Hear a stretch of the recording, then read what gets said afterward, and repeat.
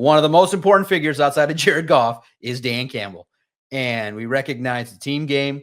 We recognize this is a head coach that has really, you started to see his evolution in terms of, hey, it's going to be aggressive. I think clearly the staple, the first and most important goal that an NFL head coach has and needs is to be able to galvanize a locker room. Clearly, that's a staple of Dan Campbell. Just in a recent post we did, showcased in the quarterback series just how Dan Campbell can rally the troops by giving a message of, hey, this is what we're doing directly. This is what we're going to need to do in order to win football games. And I think it's highlighted in the post-game celebrations. You recognize this is a head coach that understands X's and O's and is an integral part of the game plan every single week. He understands matchups, how to exploit weaknesses, and he understands the game of football. You just see how he breaks down the game in a lot of television highlights. So Dan Campbell will be, I think, for the next couple of years in the conversation for Coach of the Year.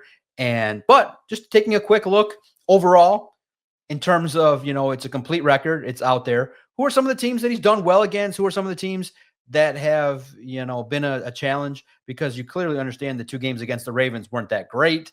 The Ravens had an opportunity to come to Ford Field, and that Tucker game was wild. And then the game clearly got out of hand in Baltimore. Now another opportunity to go back to Baltimore. I can't wait to see that one now with the offense that Jared Goff now runs along with Dan Campbell. Who are the teams that he's kind of maybe bitten the dust against, and who's some teams that maybe are on the schedule, or who are some teams that you say, okay, if there's an upcoming matchup, the Lions are certainly definitely poised to have a chance to win?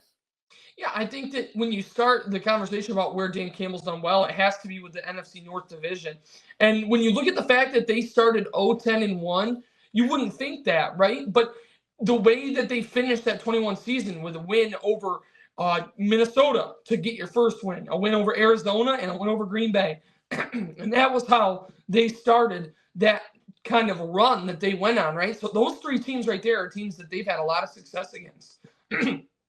The Packers are a team that the Lions, Lambeau Field was a house of horrors for so long. And you remember that, and I remember that, but they struggled going to Lambeau. Dan Campbell's won 3 in a row at Lambeau. They won in 2022, they won in 2023, and then in 2024, they won in Lambeau as well. And 2 of those were primetime games. That 2022 game was the changing of the guard, right? The regular season finale. You knew you were eliminated from the playoffs, and you still went into Lambeau and won. Minnesota's another one. They've won the division the last 2 years with victories over Minnesota. They're 6-2 against both of those teams in Dan Campbell's tenure. And then, they're 5-3 against the Bears, but in 2023, they went to Chicago and looked really, really rough.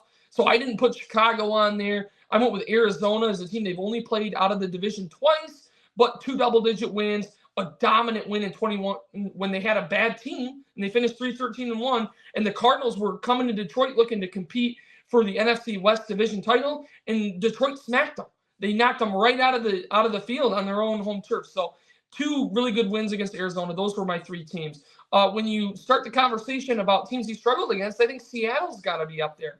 Seattle's got their number, and I think that the win over them on Monday Night Football this past season was kind of an exorcism in a way. Get all the bad juju out of there, because they had lost to Seattle each of the last 3 years. Dallas is another one. They got the Demons out there with the win in Jerry World last year, but they had lost the previous 2 games.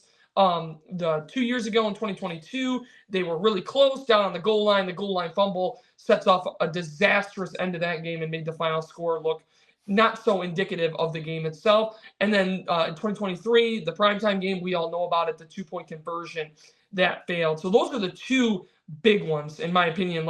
And then Baltimore, too. Baltimore, they had the heartbreaking loss in 2021 at home. And then in 2023, they go to Baltimore and get smacked. So those are 3 teams he's done well against, 3 teams he has struggled against.